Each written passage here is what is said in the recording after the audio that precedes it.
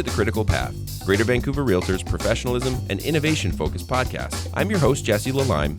Each episode, we sit down with industry leaders to discuss the critical issues affecting our profession and the paths we must take to overcome them. Now, traditionally, home buyers tend to focus on location, layout, and finishes.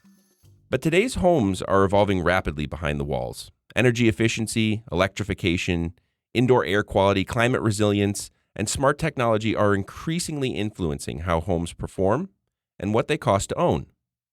As realtors, what should you understand about these changes, and what can you help your clients look for when evaluating a home? Helping us answer these questions today is Erik Jensen, founder and CEO of Sprucehill Homes. Erik, welcome to The Critical Path. Thanks for having me. It's awesome to have you here. I know you've been doing some work hosting some events for our members. They've been very popular, so we're really happy to get you on the podcast today. Tell us a little bit about how you got into the home building and renovation business. Sure. Well, my background is in computer science. Okay. So I got my degree in computer science from UBC back in 2003, dark ages. We don't have Abacus anymore, but it's still Windows 2002. Yeah. And so then I ran an IT firm for a bit. But as I was doing that, I was volunteering a lot of time at a place called Camp Artaban on Gambier Island. And one of the things that we were noticing is that fewer and fewer campers coming back year over year. And somebody had the presence of mind to do a camper survey, and it was figured out that actually the reason is the kids don't want to go to the bathroom in a pit toilet. Because that's what their choice was. There's no flushing toilets. Can you blame them? Not really. No. So anyways, long story short, I got involved in building the toilet building, which was called Port. And I was up there volunteering every weekend for a long time. And I just kind of remember one morning putting on my work boots, and it was kind of raining outside. And I'm like, you know what? This is pretty cool. Like I like putting on my work boots. I like putting on my tool belt. I like getting your hands dirty, getting into a project. Yeah. And so I came home one day and said to Leanne, I think I'm going to quit my IT job and go be a laborer on a construction site. And I'm sure there was a reaction there. maybe, yeah. But she was pretty supportive. Actually, she was extremely supportive. And so, 2006, I started working for somebody else. And then by January 2009, like the best time to start a construction business. Not really. Down market, if I remember correctly, around that time. I think I think it's actually a really good time to start a business. Like as a total aside, like, for realtors thinking about getting into the game right now, like now's a great time because if you can make it now, right, you can make it always. Mm-hmm. And there's always a deal to be found in a down market, right? Yeah. There's always sure. So I commend you for taking that step at that time, and so now here you are, right? Sprucehill is 20 years later. It's amazing. Yeah. That's really good. So you've got some really thorough kind of background here. You've been in the business for 20 plus years, starting with toilets and moving up into the entire home, right? So Indeed. Erik, can you tell us a little bit about what you do at Sprucehill? Yeah, thanks for asking. Sprucehill is a design build firm. So we renovate homes, we build them, and we provide in-house design services for our clients. So any opportunity to work with anybody from the GVR is always welcome, or your clients. Book a call on the website, and we'd love to connect. Perfect. Yeah, and that's sprucehill.ca. You got it. Thank you. So let's get into it, because I mentioned in the open about, traditionally buyers are looking at features, right? They're looking at backsplash in a kitchen or, a particular, style of layout or something like that. But,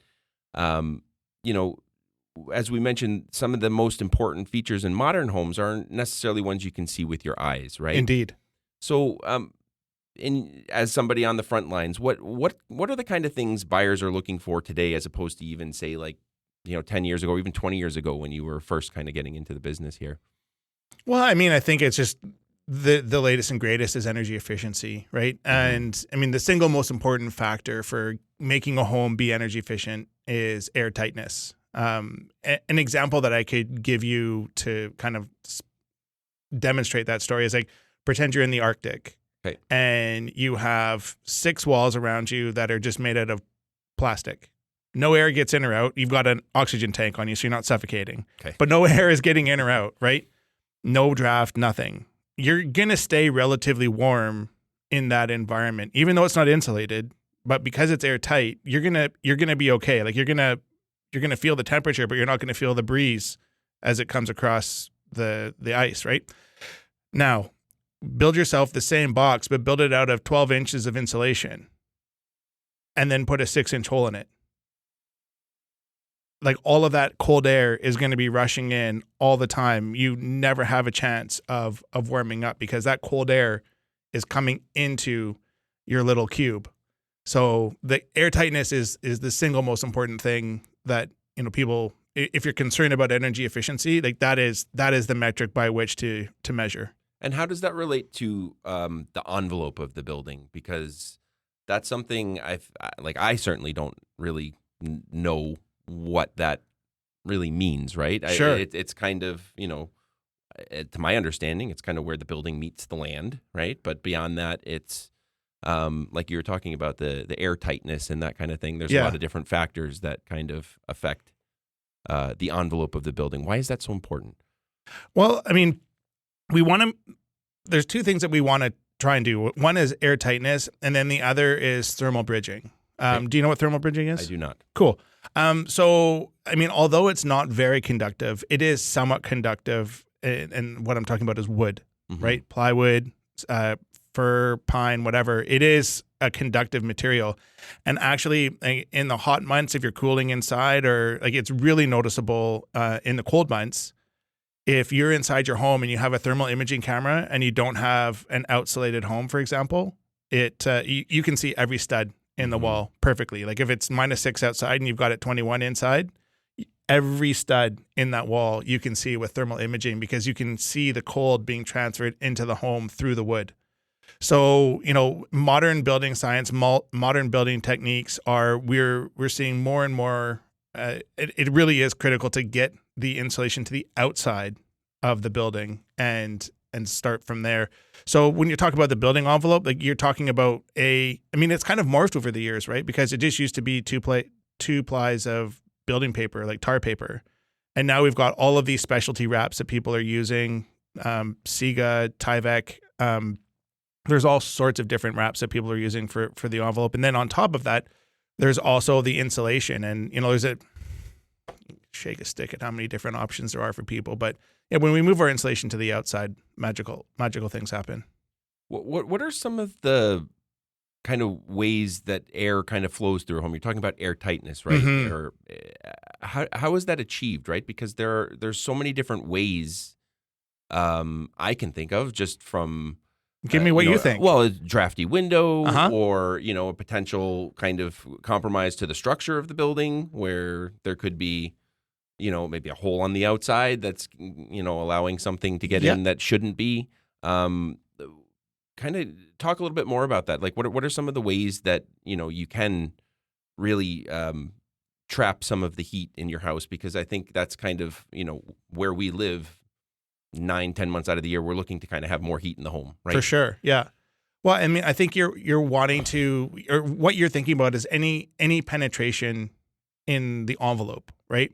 So if that's a wire coming out for a plug or a light, or if that is a pipe coming out for a hose bib, or wire coming out for a heat pump, or gas coming out for your natural gas connection, right? Those are all penetrations coming through the envelope. And they all offer a point for entry. Yeah, right? If you don't detail that right, then those are points for air to move into the home. The other obvious one, or maybe not so obvious, is between the top of foundation and the bottom plate of the wall, right? Believe it or not, air can move through there. And then the other one that a lot of people don't think about, but it's really interesting when you start to think about it, is through any of the holes in your concrete slab. Believe it or not, air actually moves through the earth. And so, we see oftentimes air movement coming in through where sewer drains are or pipes, like water pipes, natural gas, whatever's coming through the slab. Sometimes you can see air moving in through there. So it's really important to make sure that those sort of details are getting dialed in. And I think the single biggest thing for people to think about is like, who did the build? Well, and how you can actually assess those things, right? And Yeah. I think we'll get into that in a little bit because we'll want to come back to some takeaways for our members. But Sure. what are some of the other signs of a well-built home that buyers might not notice right away? Because obviously something like the concrete foundation is not necessarily something they're going to be able to see. But Right. what can maybe a trained eye notice? Well, things that I notice, things that I look. So when I go to look at a home for the first time, I don't even go inside. I walk around the outside and I'm just looking for the condition of the foundation and just looking also at the landscaping, like the sidewalks, are they sinking or whatever else. Like, how's the exterior of the home? Because if they've done a good job on the exterior, like doing the backfill and all that sort of stuff, chances are, that attention to detail is going to carry Moved through into the house, yeah. right? And then on the inside of the home, I'm looking, are walls straight? Are molding straight? Are there, like, have they used a carpenter that doesn't rely on caulking to fill every gap? What kind of cabinets are in there? And then, for a more subtle sort of thing, is there any sagging in window headers or door headers, right? Like if it's been under structured or underbuilt, you can start to see. Yeah. Also, do windows and doors open and close easily? That's a really easy test for anybody. If you struggle to open or close a window or door, further conversation needs to be had. It's not necessarily a red flag, but it's certainly something that you're going to want to look more carefully into. We talked a little bit about the energy efficiency part and some of the air quality stuff. Smart tech is another one within the home. What kind of trends are you seeing in terms of what consumers are looking for from, because like for an example, I just switched to like an induction cooking system and a microwave, but I still haven't taken off the little sticker that has the QR code to connect it to my phone or whatever, because I'm not so concerned about turning my oven on with my cell phone. Yeah, right? that's fair. But, what are some of the things that people are looking for in that space these days? From an appliance perspective? Well, from the smart home, I mean, I guess appliances are probably the easiest example, but I would imagine you could probably do the same thing with your air quality system, right? And set that up to your phone so that you're, for sure, or your lights, those kind of things. Well, I mean, I think like from a smart home perspective, probably the first thing that people are looking for, which I mean, almost every modern home has now, is some sort of programmable thermostat. Mm-hmm. I think a lot of people are really looking for some sort of Wi-Fi enabled thermostat. So if they go away on vacation and like, oh, darn it, I forgot to turn the heat off before I left, I better, set that while I'm, sitting on the plane taxiing down the runway. You have that option. And so I would say like that's kind of the bare minimum.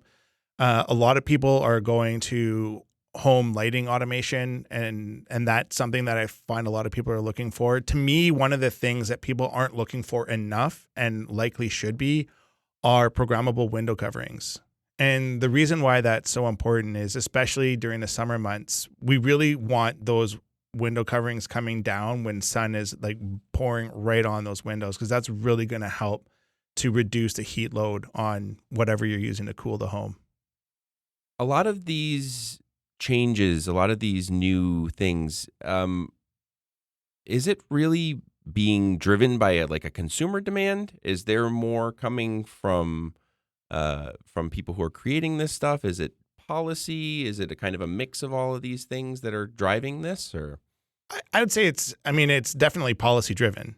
For sure, right? I mean, we are working towards, assuming that nobody decides to change the pathway that we're currently on, like we're supposed to be step 5 by 2032, and that's net zero ready. So, the federal government said we're going to move in this direction. Whether you agree with it or not, it's a moot point. That's the direction in which we're currently moving. So, a lot of this is being mandated by building code. Do people really care? No. That drum I've been banging on for a long time is, my kid and almost any other person that I know isn't so concerned about how energy efficient their home is. They just want a roof and 4 walls, right? And a reasonable cost of living to maintain that stuff, right? Yeah. you're getting into the codes a little bit, and we wanted to ask a little bit about that. There's an energy step code. There's net zero. Yeah. Hear about passive homes. Right.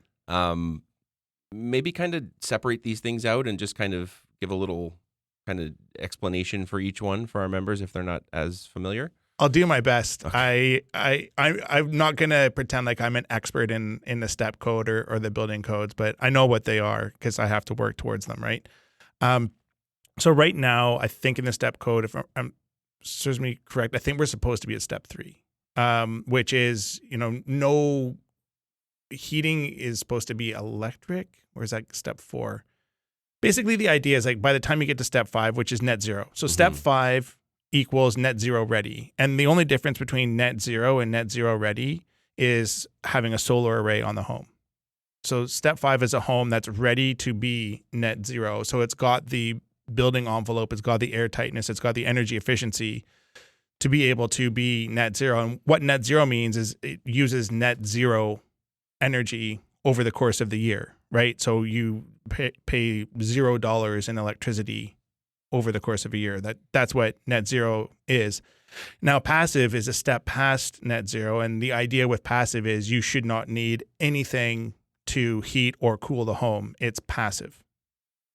Now, I think if you survey people that own passive homes across BC, they may feel like they've had different experience in that perhaps they do or would prefer to have some sort of heating or cooling Temperature control system. Yeah. Okay, yeah, because that's, I mean, when people are looking for these things, I kind of feel like they're looking less for those kind of things and more for their bottom line, right? And how it's actually going to save them money. Yeah. What are some of the things that people should be looking for in a new home that are money savers that can help them kind of reduce their bottom line? Is it all kind of designed to do that, or because we talked a little bit before this started about how some of these new technologies can often have some really high entry points, price points, right, Sure. to get in with the promise of saving money later. Yeah. But how does that all really work out? Well, if the home's already constructed, it's already constructed. So you've already got everything there. So we're no longer really talking about incremental costs, assuming that you're just looking at what's there right now, right? What you're looking for is a high quality heat recovery ventilator or energy recovery ventilator. Like that is critically important for air quality, like so critical because a home is so airtight. No fresh air gets in the home without an ERV or an HRV, right? Like that's literally what those things do is it pulls fresh air in from outside, conditions it with some of the air from inside, and then discharges air from inside outside. So it just transfers energy from one air to another air and moves air around your home. So a good HRV or ERV, critically important. A good quality heat pump, right? I mean, that's going to be what's going to heat your home for, probably 60 to 70% of the time. I think the technology is almost there, but I'm not a believer, and I'm probably get poo-pooed in the comments about this position. But I think it's critically important to have some sort of secondary natural gas fired heating option because while heat pumps are great, they start to become less and less efficient as we work our way down towards colder temperatures, right? -6, -10, -15. And of course, it depends on where you live, right? I mean, here in the Lower Mainland, a heat pump's actually not a terrible investment for the most part. Yeah. But, as soon as you start going up to Whistler or even out to the valley where it gets a little bit colder in the wintertime. Not as much. You need to ask more questions. You need to get curious. Yeah. You were talking about assessing the quality of some of these systems. For somebody with a trained eye like yourself, it's probably not. It takes a snap and a couple of looks here or there. How can our members get a little bit more versed in that? How can they help determine the quality of a system when they're working with their clients? Probably the first thing I would do if I were them is take a picture of it and upload it to Gemini or ChatGPT or Grok or Claude or whatever their favorite AI system is and ask, hey, is this a good piece of equipment? I mean, it's otherwise impossible to really do that. And then, I mean, obviously the secondary option is to put it into Google and just, look for consumer reviews on that particular appliance. But I mean, certainly there's some name brands that are higher quality, or generally speaking, considered to be higher quality than other name brands. So, it's a matter of educating oneself. And the problem is like, I could tell you, A, B, and C today, but what I tell you today is likely to be untrue in 6 months' time. When the technology shifts again. Yeah, exactly. What about older homes? Because we were talking about, if a newer home's built already, then the stuff's in there. But, most people are selling homes that are 10, 20, 30 years old. Yep. What's the number one thing you would recommend somebody do for an older home if they're looking to kind of bring their older home into a more modern kind of state? Being somebody that has ADD or ADHD is what I was diagnosed with in grade 2. I tend to go down rabbit holes every now and then. And I went down the what can you do to 1970s, 1980s home to make it more energy efficient. And anyways, I would say put in a good quality heat pump. Like if nothing else, don't worry as much about the windows. Don't worry as much about like sealing every air thing or majog, whatever. Get a good quality heat pump in there and get a decent high efficiency natural gas secondary heat source. And that is like the single best investment you can make to improve the climate change adversity that you're contributing to society. If we're going to talk like that, right? Like that is the single most important thing somebody can do to really make a difference on how much energy their home uses year over year. Heat pumps. Yep. Are heat pumps essentially like supposed to be replacements for furnaces? Are they supposed to kind of work in concert with a furnace system? Like, talk a little bit more about the heat pump and how it works. Yeah.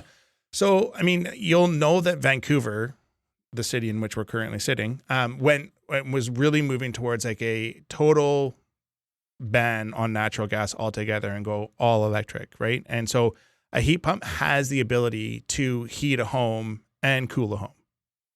And so as the temperature gets colder outside, it actually just has a secondary heating coil, electric heating coil inside the heat pump that transfers the energy to the furnace inside. So, I mean, effectively, if it gets cold enough for some heat pumps, it's 100% efficient in that it's no different than a baseboard heater, right? It's just transferring energy the exact same as a baseboard heater from homes of the 80s.